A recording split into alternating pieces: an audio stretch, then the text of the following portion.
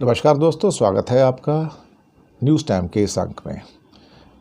बांग्लादेश के बहाने आरएसएस और बीजेपी हिंदू मुस्लिम का उन्माद फिर से पैदा करना चाहते हैं और सारे के सारे जो सोशल मीडिया के या गोदी मीडिया के जो चैनल्स हैं इस टाइम बीजेपी का एजेंडा बढ़ा रहे हैं और हर वो घटना जो बांग्लादेश में घट रही है, किसी मंदिर पर अटैक की, किसी घर पर अटैक की या उसको घर को आग लगाई गई है, उसको बढ़ा चढ़ाकर इस टाइम दिखाया जा रहा है और काफ़ी ज़्यादा दिखाया जा रहा है।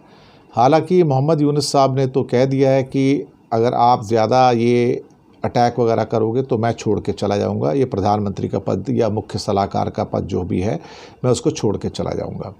तो अब वहाँ के छात्रों ने कमान तो संभाल ली है और कहीं ना कहीं चीज़ों को कंट्रोल में लेके आ रहे हैं। पुलिस तो कहीं नज़र नहीं आ रही है, हाँ आर्मी अब थोड़ी बहुत नज़र आनी शुरू हो गई है। हालात थोड़े थोड़े सामान्य होने शुरू हो रहे हैं, अगले मुझे लगता है कि कुछ दिनों में सामान्य हो जाएंगे।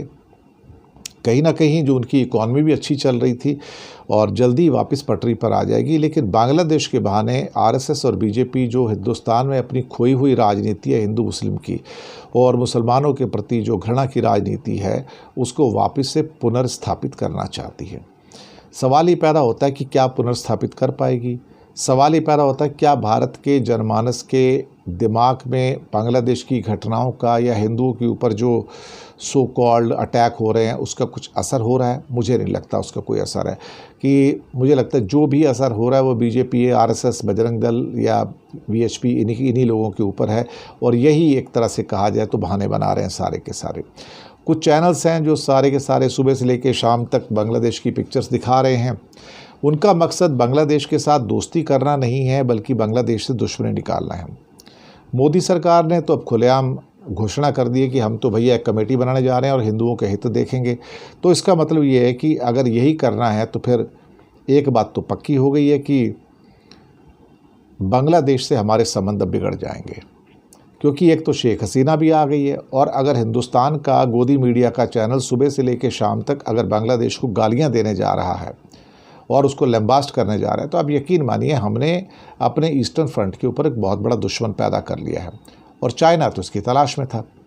मुझे लगता है कि भारत का गोदी मीडिया और मोदी सरकार इस सेंसिटिविटी को समझेगी। भाई ये बांग्लादेश के ऊपर जो अटैक हो रहे हैं मीडिया के द्वारा उसको बंद करवाए, बल्कि हालात को नॉर्मलाइज कराने में उनकी मदद करें, क्योंकि अगर बहुत ज़्यादा स्टोरी आप फैलाते हैं फिर उसके बाद तो अराजकता तो यहाँ भी होती है।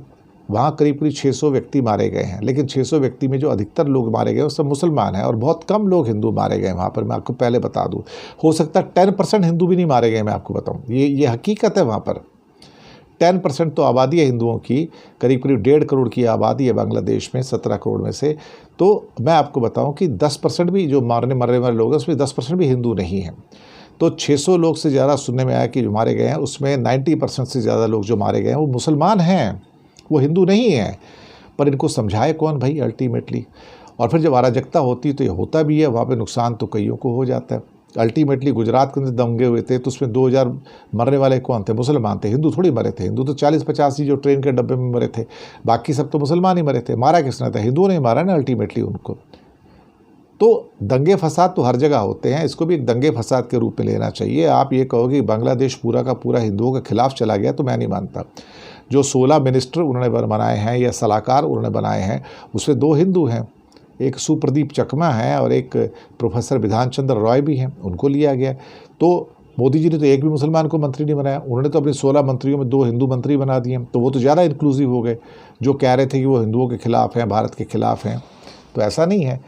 तो हमें इस बात को समझने की ज़रूरत है कि इनका काम सिर्फ उन्माद फैलाना है और आने वाले जो इलेक्शंस हैं महाराष्ट्र के, हरियाणा के, जम्मू कश्मीर के, झारखंड के, उन इलेक्शंस को जीतना है। तो भारतीय जनता पार्टी के सारे जो सो कॉल्ड जो प्लानिंग है, जो पैराडाइम्स हैं, उसको फेल करने की ज़रूरत है और बांग्लादेश को दुश्मन ना बताया जाए और गोदी मीडिया भी ना बताए तो ज़्यादा अच्छा है, क्योंकि आने वाले दिनों में फिर आपके लिए परेशानियाँ इतनी बढ़ेंगी कि मैं आपको बता नहीं सकता। शुक्रिया आपका बहुत बहुत।